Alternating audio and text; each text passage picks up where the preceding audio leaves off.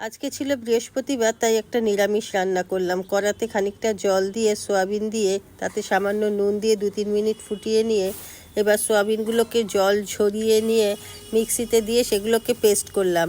Paste করে তাতে 2 চামচ দিয়েছিলাম বেসন, লঙ্কা আর আদা বেটে দিয়েছিলাম, ভাজা জিরের গুঁড়ো দিয়েছিলাম আর দিয়েছিলাম কয়েকটা কিশমিশ দিয়ে যাতে বাইন্ডিংটা ভালো হয় তার জন্যে একটু কর্নফ্লাওয়ারও দিয়েছিলাম।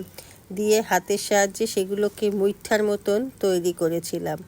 এবার মুইঠার মতন তৈরি করে সেগুলোকে একটা প্লেটে রেখে কড়াতে খানিকটা তেল গরম করতে বসালাম। আমি এগুলো সাদা তেলেই করেছিলাম আর মেন রান্নাটা করেছিলাম সর্ষের তেলে।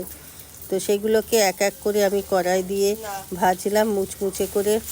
কড়া থেকে এবার মুইঠাগুলো মচমচে করে ভেজে তুলে রাখলাম একটা প্লেটে। আর কড়ার মধ্যে আরও খানিকটা সর্ষের তেল মিশিয়ে নিয়ে সেখানে আলুগুলো ভেজে নিলাম। আলুর মধ্যে একটু হলুদ, সামান্য নুন দিয়ে ভেজে নিয়েছিলাম। আলু ভাজা হয়ে গেলে সেই কড়ার মধ্যে দিয়ে দিয়েছিলাম হিং ফোড়ন, দিয়েছিলাম জিরে আর দিয়েছিলাম তেজপাতা।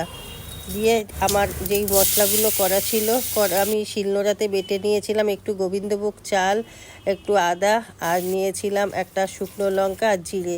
বেটে যে পেস্টটা হয়েছিল সেই পেস্টটা এবার দিয়ে দিলাম কড়াইতে। দিয়ে সামান্য নাড়াচাড়া করার পর একটু টমেটো দিয়ে দিলাম।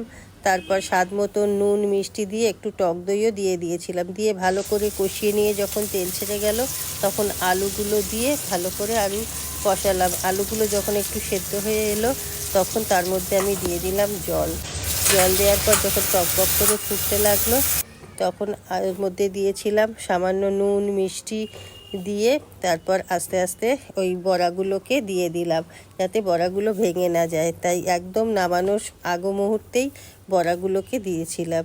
রেডি হয়ে গেল আমার সোয়াবিনের মুইঠা।